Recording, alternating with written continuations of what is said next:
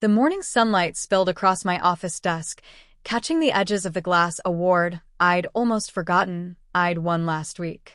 I brushed my fingers across the smooth surface of my silk blouse and glanced out the floor-to-ceiling windows, feeling the city hum beneath me. It was strange, this quiet power I had finally carved for myself.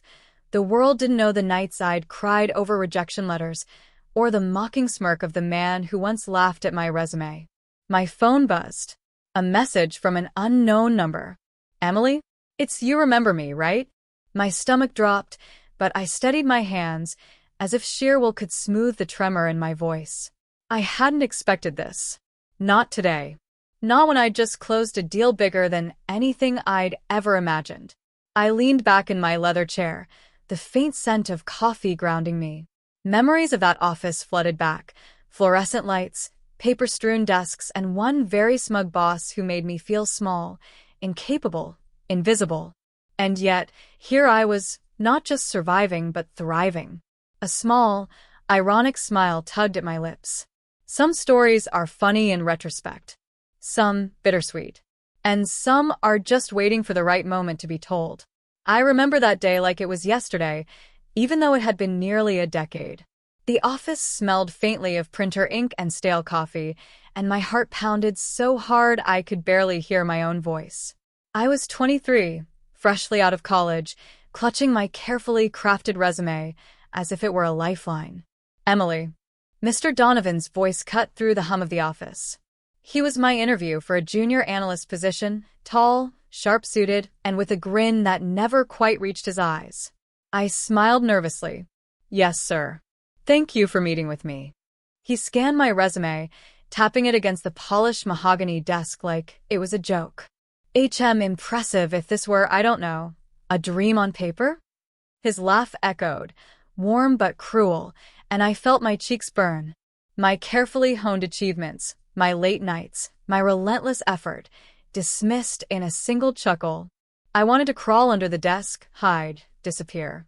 My hands shook as I sipped the lukewarm water he'd offered, trying not to let my tears betray me. I'd always been taught to respect authority, to take criticism gracefully, but this wasn't criticism.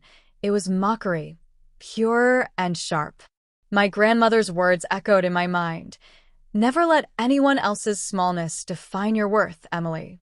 Even if the world laughs, you keep walking." I gripped the silver locket she had given me on my 18th birthday, the one with her tiny initials engraved inside, a talisman I'd carried through every difficult moment since. I left that office with my head held high, forcing a polite nod, but inside, fire ignited. He had underestimated me, laughed at me, and assumed I'd vanish quietly. That day, I promised myself I wouldn't just survive. I would rise in a way that no one could ignore. I would prove him wrong, not with revenge alone, but with undeniable success that spoke louder than any words. And with that, I stepped into the cold city streets, the locket warm against my chest, the first flicker of determination blazing in my heart. After that fateful interview, I threw myself into every opportunity one could find. Freelance projects, internships, late-night online courses, anything that promised growth. I moved into a small apartment in Brooklyn, where the peeling paint and squeaky floors reminded me every day that success wasn't handed to anyone. It was earned, painstakingly, one late night at a time. It was in one of those nights, hunched over my laptop with coffee cold and lukewarm on my desk, that I met Claire Henderson. Claire was a seasoned strategist, 10 years my senior, and the first person who looked at my ideas and said, without hesitation, "You have something here. Don't let anyone convince you otherwise." Her confidence in me became a lifeline. She introduced me to clients, gave me her network, and, more importantly, taught me how to value my own voice. The first few months were brutal. I emailed proposals that went unanswered. I spent hours on presentations that were rejected. I doubted myself constantly, especially when I remembered Mr. Donovan's mocking laugh. There were nights I lay awake, staring at the ceiling, wondering if I was foolish to dream of anything bigger. But every morning, I touched the silver locket my grandmother had given me, and it reminded me of that promise I made in her voice. "Even if the world laughs, you keep walking." Small victories started to trickle in. My first paying client was a local startup that needed market research. I delivered beyond their expectations and watched their trust in me grow. Then came my first major contract, a company twice the size of the firm that once rejected me. Each success felt like a quiet rebellion, a secret triumph. I kept my growing achievements off social media, avoided family calls about, "When will you settle?" and certainly never mentioned anything to Mr. Donovan. As months turned into years, my reputation quietly expanded. I learned to negotiate, to read people, to anticipate problems before they arose. I celebrated in small, private ways: a new briefcase, a first professional award mailed to my apartment, the pride of balancing ambition with integrity. By the time I reached my late 20s, I had created a portfolio of work that could rival any established firm. My secret wasn't talent alone. It was persistence, resilience, and a refusal to let the laughter of one man define my potential. The fire that Mr. Donovan sparked in me had transformed into an unwavering flame, lighting the path toward a future that he couldn't imagine, let alone control. The invitation came unexpectedly, slipped into my inbox like a casual afterthought. "Emily, can we meet? It's been a long time." Mr. Donovan. My chest tightened, a familiar flutter of nerves, but it wasn't fear. It was anticipation. The years of quiet labor, the nights of doubt and grit, all had led to this moment. I chose the venue carefully, my office. Floor-to-ceiling windows, light spilling over the polished oak desk, walls adorned with the artwork I had commissioned from local artists, each piece a symbol of my journey. The air smelled faintly of vanilla and polished wood, and the soft hum of the city outside contrasted with the storm of thoughts inside me. When he arrived, I let him take it all in before speaking. His eyes widened as he scanned the space, the sleek conference table, the framed certificates, the awards, the hum of efficiency and elegance. He hadn't expected this. He didn't expect me. I stood from behind my desk, smoothing the lapels of my tailored blazer, and offered a calm, controlled smile. "Mr. Donovan," I said, voice even but confident. "It's been a long time since that interview." He opened his mouth, but words failed him. I could see the recognition, the dawning realization. This was the same girl he had mocked, laughed at, dismissed. The Emily who had trembled in that fluorescent-lit office was gone. "I've been meaning to tell you," I continued, letting the silence stretch just long enough for it to sting. "I've taken a different path since then, one that didn't depend on approval from anyone who didn't see my worth. I now lead the company that you once laughed at me for applying to. My team, my clients, my successes, all under my leadership. And yes, that includes your old division. I'm the CEO now, Mr. Donovan." He staggered back slightly, as if physically struck. The words hit harder than any memo, any report, any market statistic could. I watched the disbelief flood his face, followed by the shadow of guilt and shame. For the first time, he understood the consequences of underestimating someone, underestimating me. I paused, letting my eyes scan the room, my office, my trophies, my hard-earned victories. Every detail spoke of years of toil, resilience, and strategy. Then I leaned forward slightly. "I hope you'll take a moment to consider the way you treat people moving forward.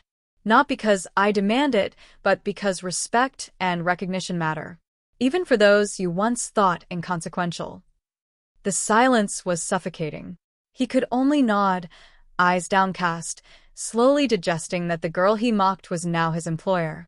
And in that quiet, I felt the sweet satisfaction of years of effort crystallized into a moment that no laughter, no doubt, could ever erase. I could feel the shift in the room as Mr. Donovan realized the dynamic had completely changed. The smug authority he once wielded had evaporated. In its place stood a calm, deliberate power, mine. I let him absorb the moment, studying his expressions, before I spoke again. "You'll be joining my company," I said, voice steady, deliberate. "But there are conditions."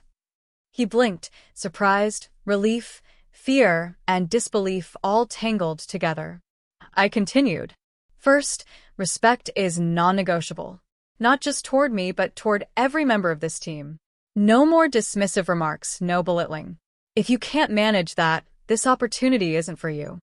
I paused, letting my words settle. Second, accountability. You will work transparently, take responsibility for your decisions, and stop passing blame onto others. That behavior ends here.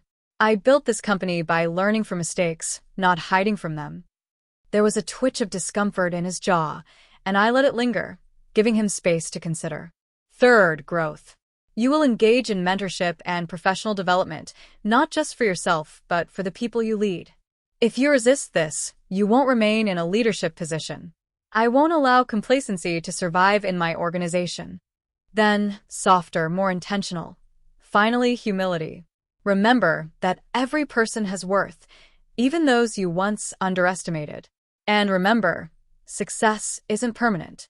It's how you handle the journey, the failures, and the people along the way that matters. His eyes darted around my office, lingering on the framed quotes I'd collected over the years. Resilience is earned, not given. Integrity is your true currency. The quiet ones build empires. I could see comprehension and a flicker of shame, but also a hint of willingness. He realized the terms weren't punishments, they were pathways to redemption. I leaned back, relaxing my shoulders, feeling the weight of authority fully settle. I was no longer the young woman trembling at a resume review. I was the architect of opportunity, the one who could choose who grew with me and who didn't. Compassion and firmness danced in harmony as I extended my hand. Do you accept these terms?